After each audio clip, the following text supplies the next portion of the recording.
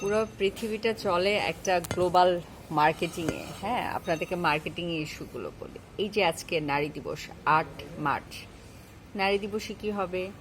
পছন্দের নারীকে সম্মান জানাতে মাকে, বোনকে, ওয়াইফকে, মেয়েকে আপনি একটু গিফট দিবেন, চকলেট দিবেন, ফুল দিবেন। তো এটা একটা মার্কেটিং। বিভিন্ন দিবস ভীষণ আড়ম্বরে পালন করা। এই যে কালার ফেস্টিভ্যাল, কি পহেলা ফাল্গুন হলে আমরা পড়ি হলুদ লাল, পহেলা বৈশাখে লাল সাদা, তারপর শোক দিবস হলে আমরা পড়ি 21শে ফেব্রুয়ারি পড়ি সাদা কালো। তো এই যে এগুলো, হ্যাঁ, তো এগুলো আসলে এক একটা মার্কেটিং পলিসি। একইভাবে বাবা দিবসে আপনি গিফট দিবেন, মা দিবসে গিফট দিবেন।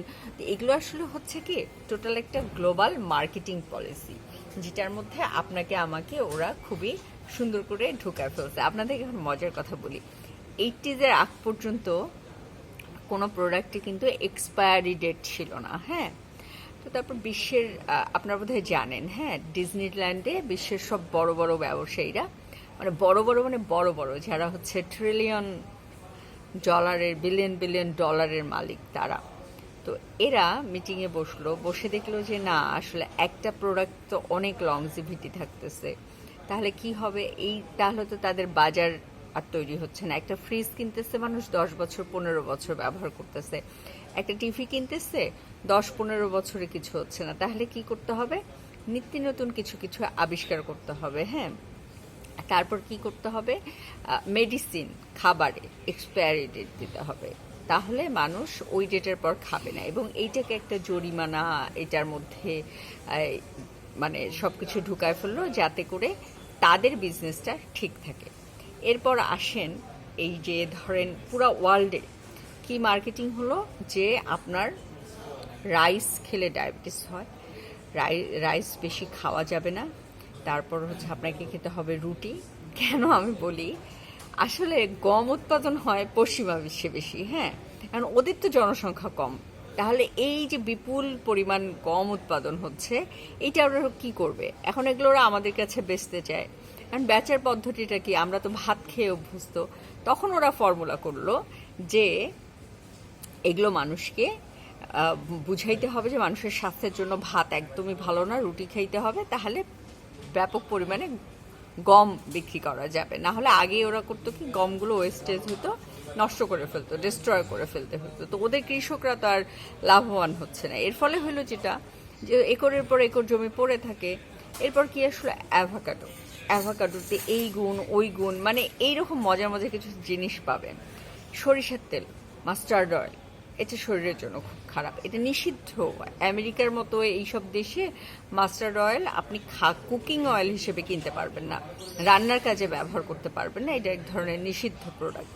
অথচ আমাদের দেশে দেখবেন যে এমন কোনো বাচ্চা নাই যারা হচ্ছে সরিষার তেল গায়ে মাখে নাই, বা ঠান্ডা লাগলে মা খালারা, নানিরা সরিষার তেলের মধ্যে কালো জিরা রসুন দিয়ে বাচ্চাদেরকে খাওয়ায় নেই। এটা কিন্তু হয় নাই।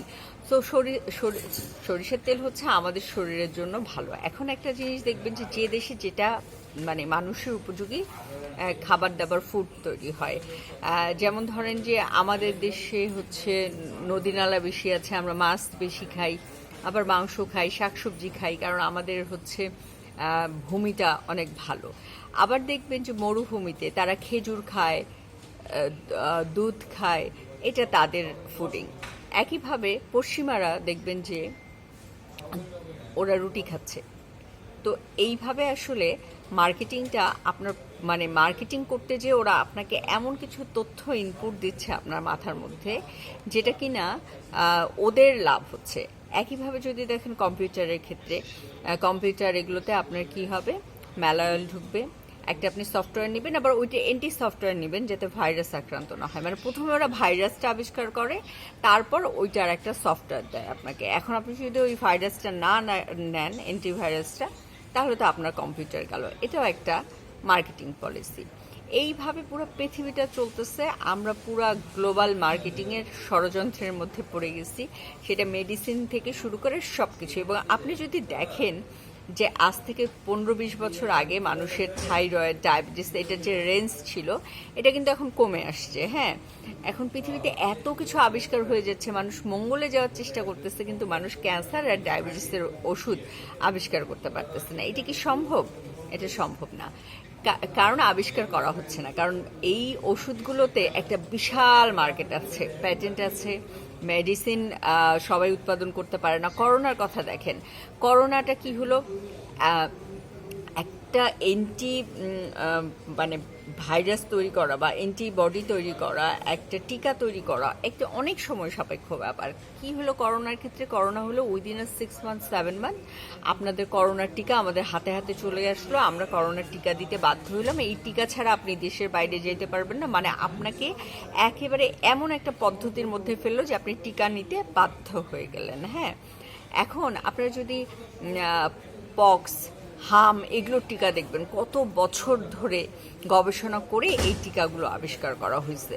তো এত দ্রুত কি টিকা আবিষ্কার হয়ে যায়? দ্যাট মিনস ধরে নিতে হবে যে টিকা হয়তো আগেই আবিষ্কার হয়েছে, তারপর ভাইরাসটা তৈরি হয়েছে টিকাটা দেওয়ার জন্য, এই বিজনেসটা করার জন্য। এবং মানুষের মৃত্যু ভীতি, মানে ভয়ের থেকে তো বড় কিছু রাজত্ব হয় না। তো আপনাকে যে ভয় দেখাইতে হবে প্রতিনিয়ত, মৃত্যু ভয়ের থেকে তো বড় ভয় হয় না। তো করোনাতে মনে করেন যে ওই ভাইরাসটা ফলে মানুষের মৃত্যু হয়েছে, তারপর আপনি টিকা নিছেন, ওদের টিকাগুলো বিক্রি হয়েছে। একইভাবে আপনি যদি ফুডিংয়ের ক্ষেত্রে দেখেন, আপনাকে বলবে এক্সপায়ারি ডেট না থাকলে এই খাবারটা খেলে এটা হবে, ওটা হবে, ওটা হবে। এবং আল্লাহর হস্তে পৃথিবীর সব কিছুতে ক্যান্সারের জীবাণু আছে জানেন, বাট ক্যান্সার হচ্ছে একটা অস্বাভাবিক কোষ বিভাজন। এটা একটা জেনেটিক্যালি, মানে দেয়ার ইজ হাইয়েস্ট পসিবিলিটি যে জেনেটিক্যালি ক্যান্সার হয়। হ্যাঁ, ডায়াবেটিস তো তাই। তো সেক্ষেত্রে হচ্ছে লাইফ লিডিং পদ্ধতি আপনার ফ্যামিলিতে যদি থাকে, এগুলো জরুরি। কিন্তু আমরা যেটা করছি, আমরা একটা গ্লোবাল মার্কেটিং ষড়যন্ত্রের মধ্যে পড়ে গেছি এবং আমরা সব বিশ্বাস করছি। এই যে দেখেন, আগে কি হতো, বিয়েতে আমরা একটা ড্রেস পরে যেতাম, এমন কোনো নেসেসারি ছিল না। এখন 4টা প্রোগ্রাম করি, মেহেন্দি সন্ধ্যা, গায়ে হলুদ, তারপর বিয়ে, বৌভাত, 4টাতে 4টা ড্রেস লাগবে, আত্মীয় স্বজনদের ড্রেস কোড লাগবে। এই যে মার্কেটিং, অস্বাভাবিক মার্কেটিং, এটাতে কেউ কেউ লাভবান হচ্ছে আর আমরা বোকার দল এগুলো করে মানে ফতুর হচ্ছি। বাট আমার হচ্ছে পোশাক আশাক নিয়ে একদমই মাথা ব্যথা নেই, আমি ওটা ছেড়ে ফেলছি। পোশাক ডাজেন্ট ম্যাটার। আমি আসলে পছন্দ করি, গাছপালা লাগাই, বই পড়ি, এটা হচ্ছে আমার প্রায়োরিটি লিস্টে। এবং এই যে দুধ চা খাওয়া যাবে না, ব্ল্যাক কফি হেলথের জন্য খুব ভালো, আমি দুধ চাই খাই, আমার ওটাই ভালো লাগে, বুঝছেন? কারণ আমাদের দেশে কফি উৎপাদন হয় না, তো আমার শরীর এটাকে পারমিট করতে পারবে না।